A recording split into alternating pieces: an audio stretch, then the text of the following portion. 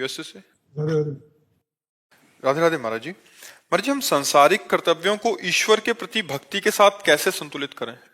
कि उनको समर्पित करके, जो हम व्यापार या नौकरी कर रहे हैं तो भगवान की सेवा, भगवान की सेवा है, क्योंकि संपूर्ण सृष्टि भगवान की है ना, तो यहाँ जो भी सेवा है वो भगवान की है।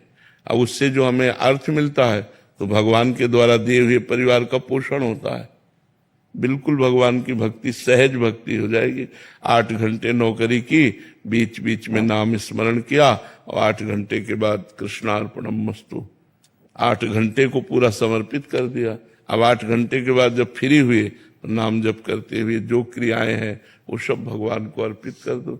अभी आनंद आने लगेगा। कृष्णार्पणमस्तु, जो भी कार्य है वो सब भगवान को तो भगवान को अर्पित करने में पहली बात पाप से डर लगने लगेगा कि अगर इतना समय पाप कर्म में गया तो भगवान को समर्पित नहीं कर सकता, तो मेरा कर्म समर्पण जो योग है वो रुक जाएगा, टूट जाएगा।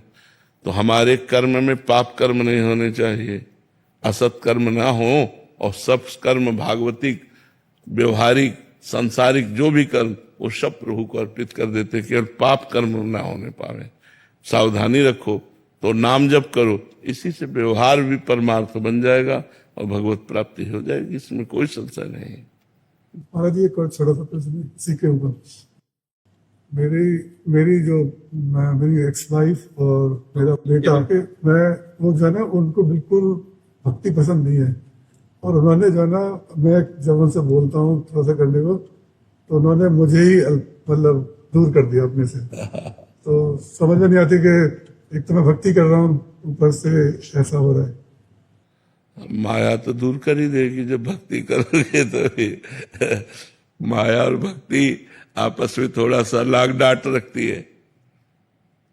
माया और भक्ति, जब माया की तरफ चलोगे, एक शराब पीता था, बहुत गलत आचरण करता था, गंदा आदमी था, तो हमने उसे कहा, अरे तुम नीच आचरण करते हो, तुम्हें शर्म नहीं आती?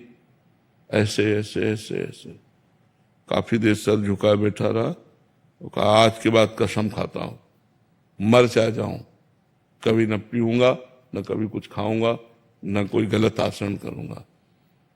उसने बताया कि जब मैं पीता था, गंदे आचरण करता था, तो 10 लोग मेरे मित्र थे, लेकिन आज जब मैं सही ढंग से चल रहा हूं तो सब मुझे गाली देते, कोई मेरे से मित्रता नहीं करता। ये अब कोई मेरा नहीं रह गया। अब का यही भगवान की लीला होती है कि जब तुम भक्ति में चले तो वो सब विरोधी हो गए, और जब तुम माया में चल रहे थे तो वो सब तुम्हारे मित्र थे। तो हमें लगता है हमें सद आचरण नहीं छोड़ने चाहिए, हमें भक्ति नहीं छोड़ना चाहिए। उनको भी प्यार दुलार करो यथोचित, लेकिन भक्ति न छोड़ देना कि हमने भक्ति की तो परिवार रूस गया। तो परिवार तो ऐसे भी छूटेगा, आज नहीं तो कल। शरीर छूटेगा तो परिवार छूटेगा कि नहीं?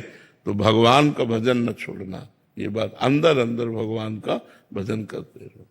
लच्छी राम जी, हैदराबाद।